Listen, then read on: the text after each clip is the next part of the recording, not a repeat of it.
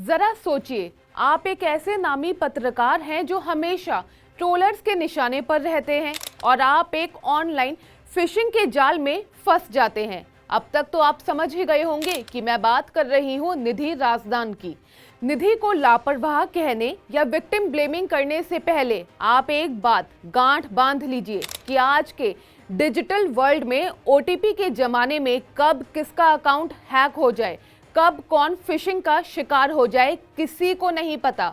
अगर निधि राजदान खुलकर सामने आई हैं, ट्विटर पर अपनी आप बीती बताई हैं, तो उसके लिए भी हिम्मत चाहिए, क्योंकि उन्हें पता है कि ट्रोल्स की एक लंबी फौज हमेशा एक्टिव रहती है। निधि के साथ जो विक्टिम ब्लेमिंग हो रही है उस पर हम बात करेंगे। वीडियो के एंड में मैं आपको बताऊंगी कि ऑनलाइन फ्रॉड से आप कैसे बच सकते हैं, लेकिन उससे पहले आपको इस केस के बारे में बेसिक डिटेल्स बताती हूँ।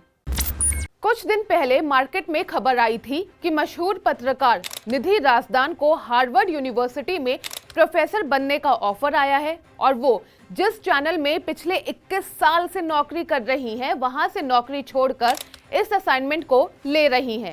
लोगों ने उन्हें खूब बधाई दी। पत्रकारिता की दुनिया में निधि एक मिसाल बन गई। उनके कॉलेज से लेकर उनकी संस्था जहां वो काम करती थी, सभी को उन पर काफी गर्व हुआ। लेकिन कुछ लोगों को इस बात से मिर्ची भी लगी। अब अचानक निधि ने ट्विटर पर बताया है कि वो फिशिंग की शिकार हुई हैं और उनके पास हार्वर्ड यूनिवर्सिटी से कोई ऑफर आया ही नहीं था। उन्होंने इसकी शिकायत पुलिस से की है और ईमेल के जरिए हुए कम्युनिकेशन की डिटेल्स पुलिस के साथ साथ हार्वर्ड यूनिवर्सिटी प्रशासन को जांच के लिए सौंपी है।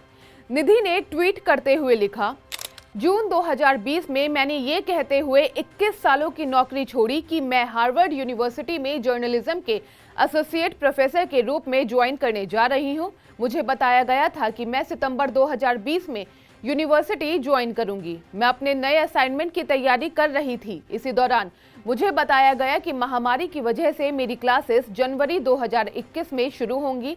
लगातार हो रही देर के बीच में मेरे नोटिस में कई सारी प्रक्रियागत विसंगतियां आई। शुरू में तो मैंने ये सोचकर इन बातों पर ध्यान नहीं दिया कि महामारी में ये सब न्यू नॉर्मल है, पर हाल ही में जो कुछ हुआ वो ज्यादा परेशान करने वाला था। इसके बाद मैंने सीधे हार्वर्ड यूनिवर्सिटी के वरिष्ठ अधिकारियों से स्थिति स्पष्ट करने के लिए संपर्क साधा और उनके आग्रह पर मैंने उनसे वो सारे कम्युनिकेशन शेयर किए जो एलिजिडली मुझे यूनिवर्सिटी की तरफ से भेजे गए थे।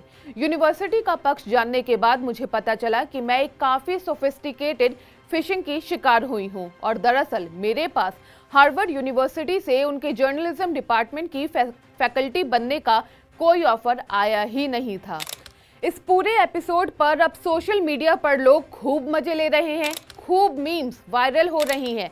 लोग इस कॉन्फिडेंस में निधि को ट्रोल कर लापरवाह, फर्जी, बेवकूफ कह रहे हैं, जैसे आज तक जीवन में कभी उनके साथ तो कुछ हुआ ही ना हो गलत। वो तो पैदा होते ही फूक फूक के कदम रखना शुरू कर दिए हों। खैर, वक्त और जीवन के एक्सपीरियंस ही सबसे बेहतरीन आईना दिखाते हैं। हम सभी जानते हैं कोरोना महामारी ने ऑफिस जाने के तरीके से लेकर वर्क कल्चर सब कुछ बदल दिया है। ऐसे में किसी नई नौकरी का कंफर्मेशन आना या डिले होना कहीं ना कहीं नॉर्मल भी माना जा सकता है।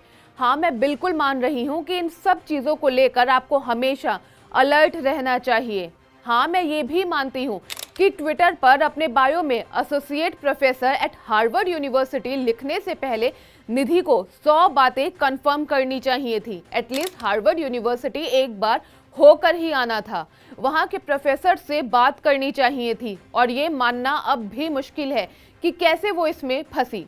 इसका एक जवाब ये भी हो सकता है कि कहीं ना कहीं निधि को अपने काम पर, अपने एक्सपीरियंस पर इतना भरोसा था कि हार्वर्ड से ऑफर आना उन्हें नॉर्मल लगा।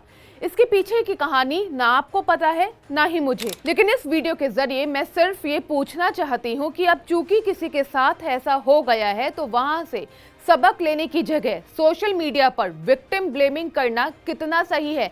जवाब जरूर दीजिएगा कमेंट बॉक्स में। अब जान लेते हैं कि ऑनलाइन फ्रॉड से आप कैसे बच सकते हैं। कभी भी फोन पर किसी को अपनी बैंक डिटेल्स ना दें। गैर विश्वसनीय साइटों पर अपनी निजी जानकारी ना डालें। किसी से अपना बैंकिंग या डेबिट पासवर्ड या पिन कोड ना शेयर करें। हर कुछ महीनों के बाद पासवर्ड जरूर बदलें। किसी और का बताया पासवर्ड ना बनाएं। ऑनलाइन शॉपिंग के बाद अपना बैंक स्टेटमेंट जरूर चेक करें। कभी किसी भी अनजान लिंक पर कतई क्लिक ना करें। जब भी किसी वेबसाइट पर जाएं तो उसका URL जरूर ध्यान से देखें, क्योंकि कई बार फेक वेबसाइट की स्पेलिंग गलत या अजीब सी होती है। याद रखिए, इस डिजिटल दुनिया में कभी भी किसी के साथ कुछ भी हो सकता है, इसलिए दूसरे का मजाक उड़ाने से पहले उनकी गलतियों से आप सबक लीजिए। बाकी देश और दुनिया की तमाम खबरों के लिए देखते रहिए अनकट।